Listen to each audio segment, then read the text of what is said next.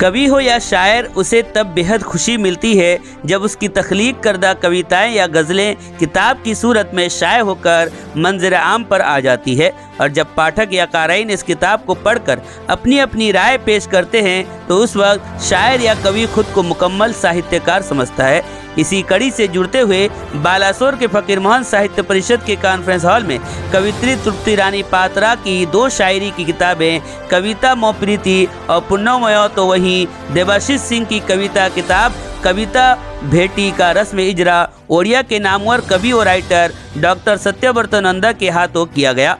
Doctor Laxmikant Tripathi ने तकरीब की निजामत की। डॉक्टर रमाकांत नायक, डॉक्टर हरिचंद बेहरा और कवि प्रेमानंद आचार्य बर्तदास ने तीनों किताबों का मुताला कर अपने अपने अंदाज में इजहार ख्याल पेश किया।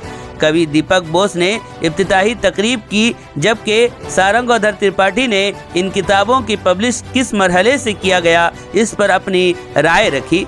कवित्री तृप्ति रानी पात्रा और देवाशीष सिंह ने अपनी अपनी साहित्य सफर के बारे में सबों को बताया। इस मौके पर कल्याणी नंदा, सुब्रता महंती, अर्चना कर और बासंती दे ने मिलकर तृप्ति रानी पात्रा की लिखी एक भजन गाया। राजेश गिरी ने मेहमानों को स्टेज पर मधु किया, तो जबकि कल्याणी नंदा ने आखिर में सबों का शुक्रिया अदा किया।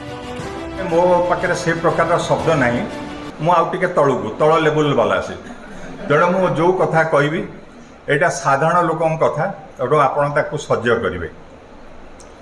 ये बही पढ़ला पर से प्रणम्य बहीटा मुझे पढ़ी से प्रणम्य बही पढ़ला पर मोर दुईटी अनुभव मोर दुईटी कथा मो मन को आसला। गोटे है अनुभव, द्वितीय है पार्श्व चिंतन। जेकोसी लेखाटी आप हो जेकोसी आर्टिकल आप पढ़तु जदि सेटा गोटे पार्श्व चिंतनर खोराकी न जगैला ताले सेटा को आप जानवे जे आप ठीक भाव पढ़ी ना। डॉक्टर सुभाष पात्र गोटे आर्टिकल पढ़तु तापर से यदि थॉट प्रोवोकिंग जदि किसी पार्श्व चिंतन जगैला जानवे जे एटा श्रेष्ठ लेखा। यहाँ गोटे गोटा बड़ मूल्यांकन आप कले से मुझे पार्श्व चिंतन कथा भी कहबी। मोर जो अनुभव है जो जो कथा जो कहते जो जो ऊपर से लिखिं विभु प्रेम कथा लिखिं, महात्मा गांधी कथा लिखिं, से लिखिं गोपबंधु कथा, से लिखिं सुभाष बोस कथा, से लिखिं फकीर मोहन कथा, समस्त को जो ग्लोरीफाई कर जो मान ता छड़ा से कौन कर ना ए युव समाज पे किसी जो देइचंती वार्ता देइचंती सेटा हूँ सब बड़ जिनस जोटा पार्श्व चिंतन एवं करने गोटे सुजोग मत मिला। आज अति संक्षिप्त अवधि भितर साहित्य भली एक अनंत असीमतार कथा को बहन करुवा काव्य कवितार कथा को बहन करुवा विषयवस्तु एवं ताकू नहीं ग्रंथ संकलित होइछि एवं ताहा गोटे श्रृंखलित होइछि एवं मोर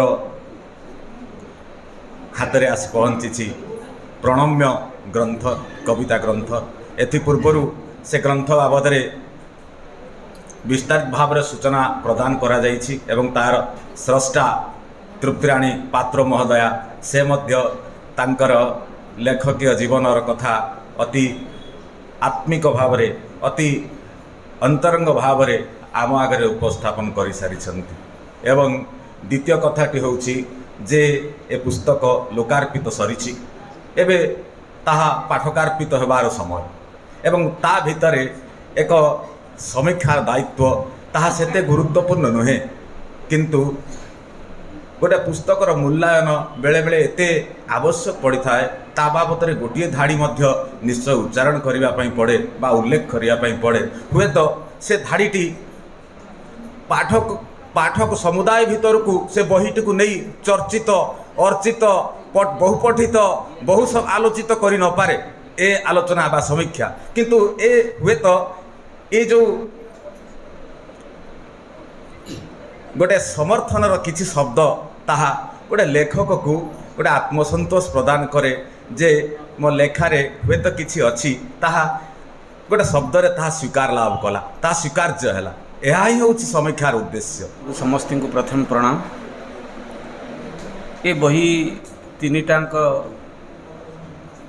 पछरे 3 वर्षर गोटे लंबा समय रही 3 वर्ष धरिकी प्राय 2 वर्ष ऊर्ध्व 3 वर्ष पाखापाखि ये हब केबे हब किए जाने किंतु सब बड़ कथा हूँ जितेबाला 27 तारीख कर्मकर्ता निर्वाचन कथा प्रकाश पाइला संवादपत्र सेतबले ही बेसी आग्रह प्रकाश पाइला बोध हुए ए लेखक जुगलबंदी एवं से माने कहले आम 3टाक बाहर करवा जमीती हेले।